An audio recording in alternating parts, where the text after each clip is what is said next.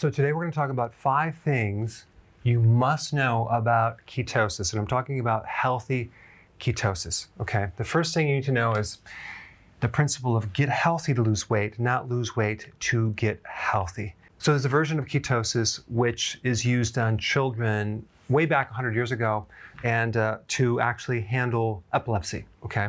I don't really consider that a healthy version of ketosis for the average person to do because they're not emphasizing the quality of those macros, okay? So we want to use higher quality ingredients and we want to focus on getting healthy first. Now, what does this actually mean? The great majority of the population has too much insulin.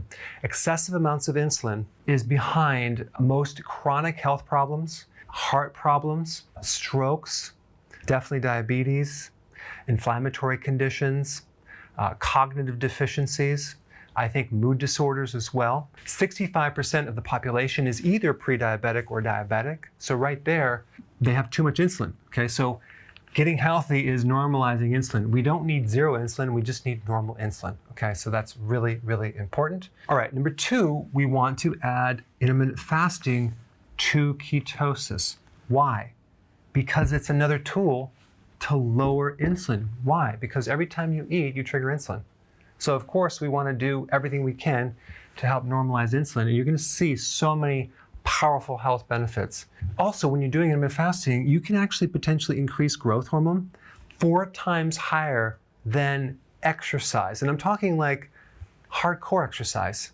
That's huge. This is the anti-aging hormone. You want to let your body tell you when to eat and how to do intermittent fasting. So you go as long as you can, and then when you're hungry, you eat. So what's going to happen is in the beginning, you're going to eat a little bit more frequently, and then all of a sudden, it could even be a week or 2, you're not hungry anymore.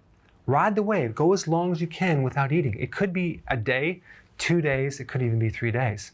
But as long as you're doing your electrolytes and sea salt, B vitamins, you're going to actually do very well because prolonged fasting has even bigger benefits than regular intermittent fasting. All right, number 3, don't get caught up in the significance of calories, okay, or macros.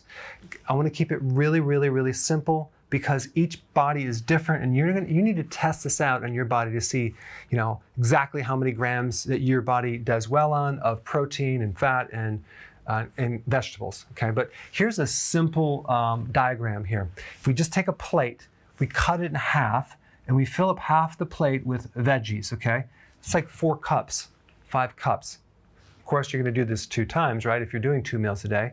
If you're not, then just do as much as you can, but we need a lot of vegetables. But believe it or not, the calories for these vegetables are very small given the total amount per day. So it's really only about 5 to 10% of your total calories because it's mostly fiber and water. So that's the veggies, okay? If you bloat, then consume less. We don't want you bloating. But here's the thing, protein usually comes with fat. So a lot of times this is a combination, but you really want about 3 to 6 ounces of protein. Now think about, when I talk about 3 to 6 ounces, I'm talking about the actual piece of meat or fish, okay? The actual whole thing, not the protein in that meat or fish. I'm talking about the actual whole food itself. Okay, and that comes out like 20% of the calories. But again, I don't want you to get caught up in this. Just visualize the plate, okay? And this could be like nuts, olives, avocados, that type of fat. And then as far as other carbohydrates, we're dealing with like 5%. That could be hummus, a little bit of berry, things like that. Number 4, higher fat in the start of the program and then less fat as you adapt to fat burning, okay? When you start this keto plan, you want to increase the fat to be able to go from one meal to the next, okay?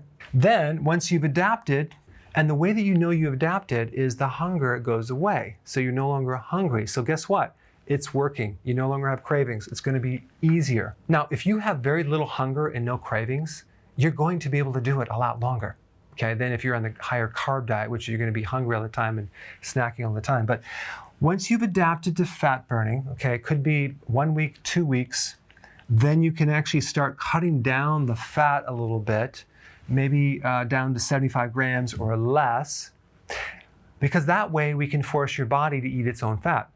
And this is mainly for people that are trying to lose weight. You can speed it up by just kind of scaling it back a little bit. All right, number 5, this this is really not a diet that you're going to go on and go off. This is really just a new way of eating. It's a lifestyle change. We're just fulfilling all of our nutrients and we're not eating all the carbohydrates. Sometimes people think that it's not normal not to eat that many carbohydrates, but we're just aligning what our body needs based on blood sugars. Right now, you have about 1.3 gallons of blood in your body, and normal sugars, which are around like 75 to 85 milligrams per deciliter in your blood, if you were to get tested now, and if it was normal, it'd be like between 75 and 85, okay? Definitely under 100. That would basically come out to about 1 teaspoon of sugar for your entire blood. Very small amounts, okay? And you can actually get that sugar from eating protein or fat. Your body can convert that into sugar.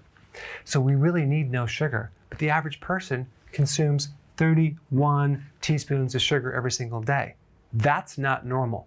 So when people say that we need more carbs because our brain needs it, that is a lie. We don't. Our body doesn't need that much. Okay, so this is a normal thing. It's a healthy thing. It's a sane way of eating. But the key is understanding why you're eating what you're eating, okay? Because the bigger goal, especially in the beginning, is usually you're going on this program to solve a problem, either weight, you have inflammation, you have some body issue, and that's because the insulin needs to be normalized, okay? And keto, healthy keto, and intermittent fasting are 2 tools that can help you. So I would not look at it as a diet. I recently had someone tell me that, your program didn't work. And I found out they only did it for 2 weeks. It did work when they were doing it, and they stopped doing it, and then the weight came back. Yeah. I'm like, okay, so you're not very aware of why you're doing this, right? So basically I said, you want to keep doing what worked. It's not a diet that you're going to stop and go back to your junk food. I mean, that's like completely does not make sense. So you want to do it long term, and you want to adjust the macros based on your own physiology. All right, thanks for watching. Hey, if you're liking this content, please subscribe now, and I will actually keep you updated on future videos.